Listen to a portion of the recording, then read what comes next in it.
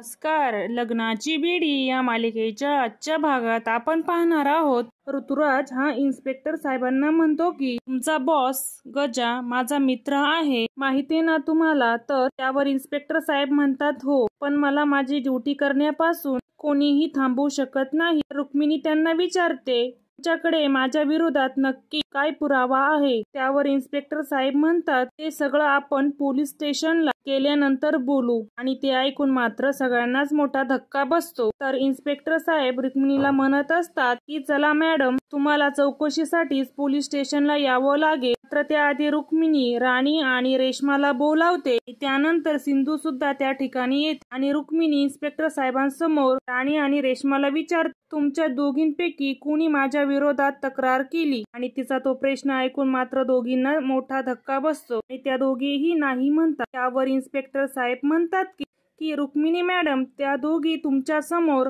कसं कबूल करतील? आणि त्यानंतर सिंधूला त्या ठिकाणी बघून ऋतुजा म्हणते की कंप्लेंट इनीच केली असणार, कारण रेश्माने मला सांगितलं होतं इने वहिनींना सकाळी धमकी सुद्धा दिली होती. आणि ते ऐकून मात्र सगळ्यांनाच मोठा धक्का बसतो. सर्वजण रागातच सिंधूकडे बघतात. रिषभ मात्र रेश्माला विचारतो की रेश्मा, खरंच सांग, तू काकूंच्या विरोधात कंप्लेंट केली नाही ना? आणि त्यावर रेश्मा म्हणते, नाही रिषभ, मी नाही केली कंप्लेंट, माझ्यावर विश्वास ठेव. त्याच वेळेस अन्वी सुद्धा त्या ठिकाणी येते आणि ती घडलेला हा सर्व प्रकार बघते. आणि त्यानंतर रुक्मिणी इन्स्पेक्टरला साहेबांना म्हणते की चला, मी तुमच्या सोबत यायला तयार आहे. आणि त्यानंतर ते रुक्मिणीला घेऊन जातात. मात्र रुक्मिणी गेल्यावर घरातले लोक सर्वजण सिंधूला सुनवायला सुरुवात करतात. आणि राणी म्हणत असते की सिंधू, मला मान्य आहे काकू तुला आणि सावीला वाटेल ते बोलतात, मात्र म्हणून तू त्यांच्या विरोधात तक्रार करायची का? आणि त्यावर सिंधू काही बोलणार इतक्यात रेश्मा म्हणते, मला माहित आहे तूच काकूंच्या विरोधात कंप्लेंट केली असणार, कारण तूच त्यांना धमकी दिली होती ना. जर माझ्या मुलीच्या वाटेला गेला तर मी तुम्हाला सोडणार नाही. राजश्री सुद्धा म्हणत असते की माझा तर विश्वासच बसत नाही, जिच्यावर मी मुलीसारखं प्रेम केलं ती असं वागू शकते. तर ऋषभही म्हणत असतो की असं करशील आम्हाला वाटलं नव्हतं. आणि ऋतुजा तर वाटेल ते सिंधूला बोलत असते आणि ती सिंधूला धमकी सुद्धा देते, तू कंप्लेंट केली आहे हे सिद्ध झालं तर बघ मी तुझी कशी वाट लावते. आणि त्यावर सिंधू मात्र त्यांना सांगण्याचा प्रयत्न करत असते की खरंच मी कंप्लेंट केली नाही. मात्र कोणीही तिचं काही ऐकून घ्यायला तयार नाही आणि सर्वजण तिला खूप बोलतच असतात. त्यामुळे रत्नाकर म्हणतो की अरे ती काय बोलते, एकदा ऐकून तरी घ्या तिचं. त्यानंतर तो सिंधूला बोलायला सांगतो. तर सिंधू सगळ्यांना सांगते, मी खरं सांगते, मी कंप्लेंट केली नाही. तर ते म्हणतात, तू कंप्लेंट केली नाही तर मग कुणी केली? आणि त्यानंतर ते सर्वजण रागात सिंधूकडे बघतात आणि ते तिथून निघून जातात. तर दुसरीकडे राजश्री राघवला कॉल करण्याचा प्रयत्न करत असते, तर त्याचा फोन बंद असतो. त्यामुळे राजश्री खूप पॅनिक होते. रत्नाकर तिला सांगतो की अगं राघव मिशनवर गेला आहे, मग तू कॉल त्याला का करतेस? मग त्यावर राजश्री म्हणते की इथे त्याचे घरचे खूप अडचणीत आहे, हा फोन बंद करून बसलाय आणि त्याचा पोलीस असण्याचा काही फायदा आहे का आपल्याला? आणि ते ऐकून मात्र रत्नाकरला धक्काच बसतो. तो म्हणतो की अगं तू तरी असं निदान बोलू नकोस, पोलिसांचं पहिलं कर्तव्य लोकांचं रक्षण करणं असतं. आणि त्यावर राजश्री म्हणते की पण त्या लोकांमध्ये घरचे सुद्धा येतात. आणि त्यानंतर ती म्हणत असते, खरं तर मला तर त्या सिंधूचाच खूप राग येतो, तिला ही सगळं करायची काय गरज होती? रत्नाकर तिला विचारतो, कंप्लेंट सिंधूनीच केली आहे, त्याची तुझ्याकडे कोणता पुरावा आहे का? त्यावर राजश्री म्हणते, कशाला हवा पुरावा, मला खात्री आहे कंप्लेंट ही सिंधूनीच केली असावी. रत्नाकर म्हणतो, ठीक आहे, आता मला या विषयावर तुझ्याशी वाद घालायचा नाही. त्यानंतर तो वकिलांशी भेटण्यासाठी बाहेर जातो. तर दुसरीकडे ऋतुजा या सगळ्याच गोष्टींचा विचार करत असते आणि म्हणत असते की रत्नाकर भाऊजींना त्या मुलीचा खरंच खूप पुळका आहे. त्यावर ऋतुराज म्हणतो की म्हणजे आता तुझी गाडी दादावर घसरली. त्यावर ऋतुजा म्हणते, त्या सिंधूकडे ठोस कारण आहे बहिणींच्या विरोधात तक्रार दाखल करण्याची, तिनेच ती तक्रार केली असावी, तिनेच ती तक्रार केली असणार. त्यावर ऋतुराज म्हणतो की हो, सुद्धा तसंच वाटत आहे. वर ऋतुराज म्हणतो की हो.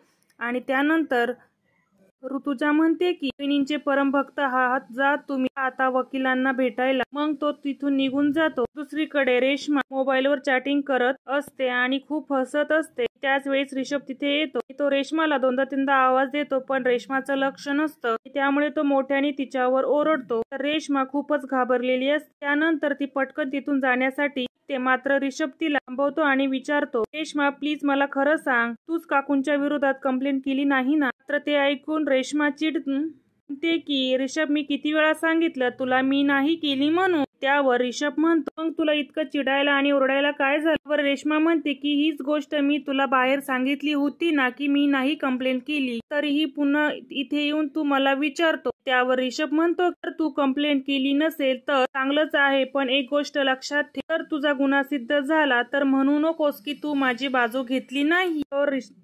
त्यावर रेश्मा म्हणते की तसंही तू माझी कधी बाजू घेतोस. त्यामुळे त्या दोघांमधील वाद वाढतच जातो आणि नंतर ऋषभ रागातच तिथून निघून जातो. तर रेश्मा मात्र घाबरलेली असते. त्यानंतर राजश्री अस्वस्थ होऊन इकडे तिकडे फेऱ्या मारत असते. तर ऋतुजा आणि रेश्मा बसलेली असतात. राजश्रीला बघून रेश्मा हसत मनाशी म्हणत असते की ती म्हातारी आता येणार नाही. आणि त्याच वेळेस ऋतुजा तिला विचारते की काय झालं रेश्मा, तू स्वतःशीच हसत का बोलतेस? तर रेश्मा तिला काहीही सांगत नाही. आणि त्याच वेळेस राणी तिथे येते. राजश्री तिला विचारते की वकिलांसोबत बोलणं झालं का? त्यावर राणी सांगते हो, पण काकूंवर जे आरोप केले आहेत ते खूप मोठे आहे आणि त्यामुळे ते जर सिद्ध झाले तर काकूंना जामीनही मिळू शकत नाही. आणि हे ऐकून मात्र राजश्री खूप घाबरते. राणीला विचारत असते की आता आपण काय करायचं? त्यावर राणी म्हणते काकूंना निर्दोष साबित करायचं असेल आपल्याकडे एकच उपाय आहे. त्यावर सर्वजण विचारतात की कोणता मार्ग? मग राणी त्यांना पुन्हा विचारते की आपल्यापैकी कुणीही काकूंच्या विरोधात तक्रार केलेली नाही ना? त्यावर त्या तिघीही नाही म्हणतात. मग त्यावर राणी म्हणते की मग जे काकूंवर आरोप लावले आहे खोटे आहे हे आपल्याला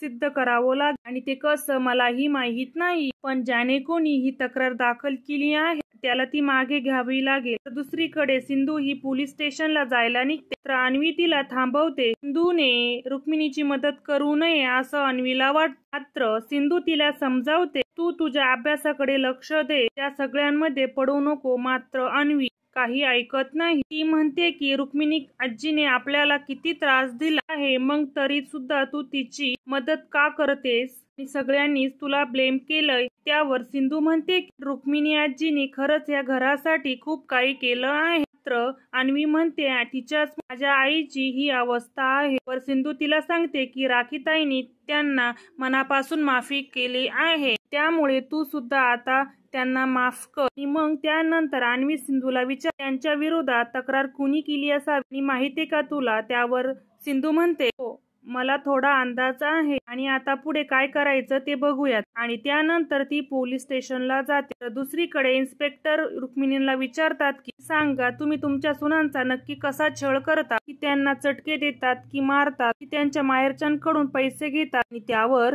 रुक्मिणी म्हणते की आमच्याकडे भरपूर पैसा आहे आणि आम्हाला पैशांची हाव नाही. मी खरंच सांगते मी माझ्या सुनांचा कधीच छळ केला नाही. तर ती इन्स्पेक्टर काहीच ऐकत नाही. ती रुक्मिणीवर खूप दादागिरी करत असते. त्यामुळे रुक्मिणी तिला धमकी देते की मी आमदार आहे हे विसरू नका आणि तुम्हाला नोकरी करायची आहे ना? त्यामुळे ती इन्स्पेक्टर खूप चिडते.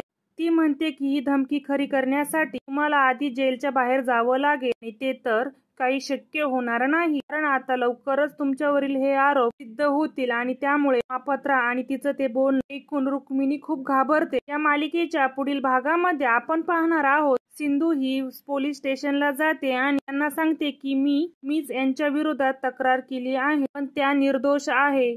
या मालिकेच्या पुढील भागांच्या अपडेटसाठी आपल्या चॅनलला सबस्क्राईब करा.